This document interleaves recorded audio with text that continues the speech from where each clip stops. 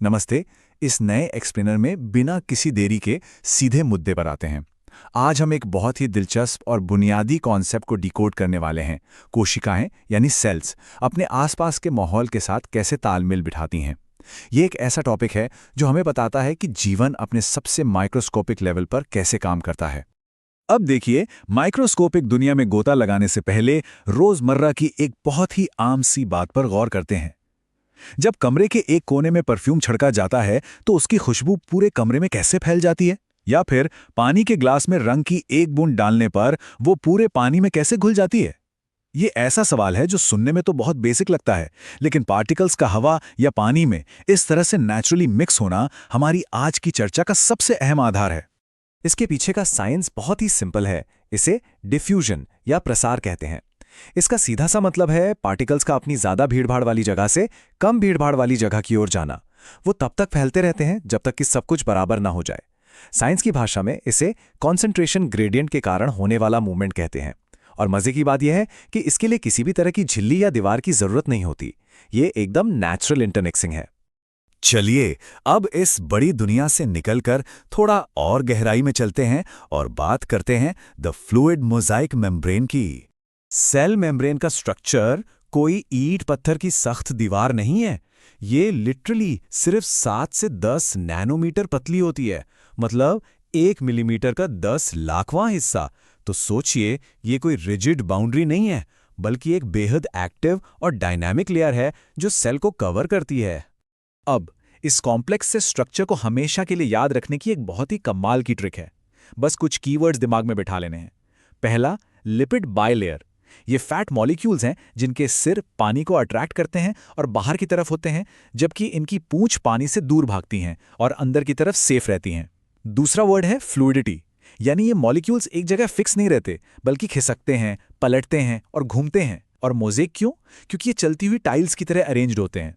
और सबसे अहम, इसमें जो प्रोटीन्स होते हैं वो किसी गेट कीपर या द्वारपाल की तरह काम करते हैं, जो तय करते हैं कि क्या सेल के अंदर जाएगा और क्या नहीं। मेम्ब्रेन और उसके इन स्मार्ट गेटकीपर्स को समझने के बाद अब आते हैं द रूल्स ऑफ ऑस्मोसिस पर। यहां एक बहुत बड़ा कैच है। अक्सर डिफ्यूजन और ऑस्मोसिस में कंफ्यूजन हो जाता है, पर दोनों अलग हैं। डिफ्यूजन में कोई भी पार्टिकल मूव कर सकता है और उसके लिए किसी झिल्ली की जरूरत नहीं है, लेकिन ऑस्मोसिस बहुत ही स्पेसिफिक है। ये सिर्फ और सिर्फ पानी का मूवमेंट है जो एक सिलेक्टिवली परमिएबल मेम्ब्रेन के आर पार होता है। इसे एक ऐसे वीआईपी दरवाजे की तरह समझ सकते हैं जो सिर्फ पानी को अंदर बाहर आने देता है। ऑस्मोसिस को याद रखने का एक अल्टीमेट गोल्डन रूल है। बस ये याद रखना है कि पानी हमेशा सॉल्यूट यानी घुले हुए पदार्थ का पीछा करता है। पानी हमेशा उस जगह से आगे बढ़ता है जहां पानी ज्यादा और सॉल्यूट कम हो, उस जगह की ओर जहां पानी कम और सॉल्यूट ज्यादा हो। आसान भाषा में, पानी सिर्फ दोनों तरफ का बैलेंस और कंसंट्रेशन बराबर करने की कोशिश कर रहा होता है। अब देखते हैं द 3 सॉल्यूशन स्टेट्स, यानी ये गोल्डन रूल हमारी असल कोशिकाओं पर कैसे काम करता है। इमेजिन कीजिए, अगर किसी सेल को नमक या चीनी के अलग अलग सांद्रता वाले घोल में डाल दिया जाए तो क्या होगा? यहां मुख्य रूप से 3 अलग अलग सिनेरियो बन सकते हैं जो दिखाते हैं कि सेल अपने बाहरी माहौल पर कैसे रिएक्ट करता है। ये टेबल एक परफेक्ट चीट शीट है इसे समझने के लिए। पहला सिनेरियो है आइसोटोनिक। यहां सेल के बाहर और अंदर का कॉन्सेंट्रेशन एकदम बराबर होता है, तो सेल परफेक्टली बैलेंस्ड रहता है। दूसरा है हाइपोटोनिक। यहां बाहर सॉल्यूट कम और पानी ज्यादा है। हमारे रूल के हिसाब से पानी अंदर भागेगा और सेल फूल जाएगा। और तीसरा है हाइपरटोनिक। यहां बाहर सॉल्यूट ज्यादा है तो सेल के अंदर का पानी बाहर निकल जाता है और सेल सिकुड़ जाता है। ये सब लिटरली सिर्फ पानी के उस बैलेंस को बनाए रखने का नतीजा है। अब बायोलॉजी है तो एक्सेप्शंस तो होंगे ही। नेचर में एक बहुत ही इंटरेस्टिंग स्ट्रक्चरल एक्सेप्शन है।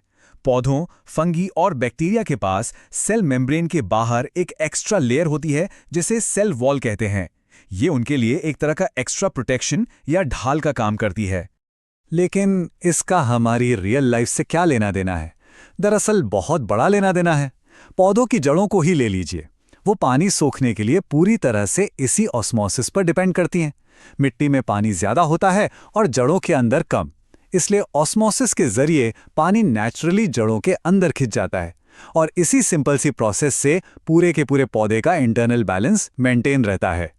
तो आज के इस एक्सप्लेनर से एक बात तो साफ है कि जीवन बहुत ही नाजुक और सटीक तरीके से काम करता है। लेकिन जाते जाते जरा इस बात पर विचार कीजिए, अगर ये जीवित कोशिकाएं पानी और सोल्यूट्स के एक बहुत ही नाजुक बैलेंस में तैरते हुए डायनामिक मोज़ेक हैं, तो क्या होगा अगर ये बैलेंस पूरी तरह से टूट जाए? इसी दिलचस्प सवाल के साथ आज की चर्चा को यहीं रोकते हैं। साइंस के इन कमाल के रहस्यों को एक्सप्लोर करते रहिए